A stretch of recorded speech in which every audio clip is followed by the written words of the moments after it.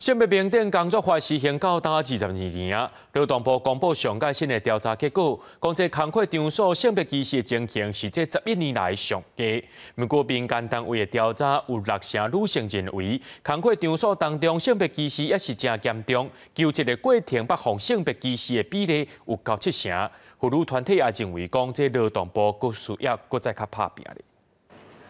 画面内底一个查某囡仔拄毕业出社会，做工课真用心，伊真欢喜伊伫社区大学咧食头路，因为社大一直咧推广性别平等的观念，工作环境的气氛嘛袂歹。我觉得随着时代变化，已经渐渐没有像这种男女不平等的趋势了。我的头上几乎都是女老板，对我已经很少遇到只有男老板的公司。女性同事。 也可以都是什么生理假各方面依照劳基法来办理，那男性也可以请育婴假，都是没有问题的。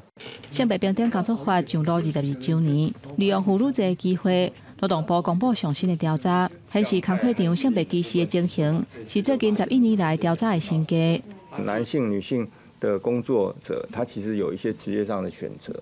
那投入的产业不同，那可能就会出现薪资上面会有一些落差。 那有人说这个叫做性别的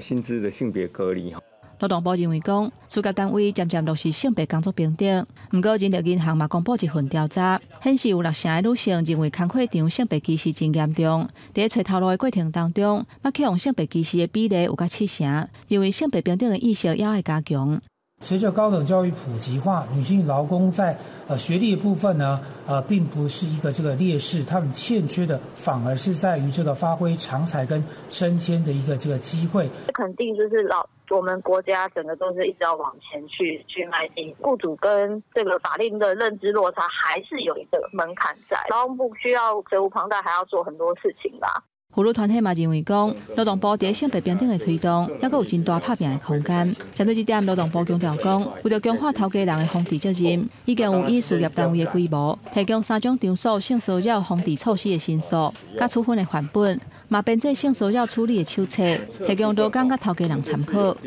记者综合报道。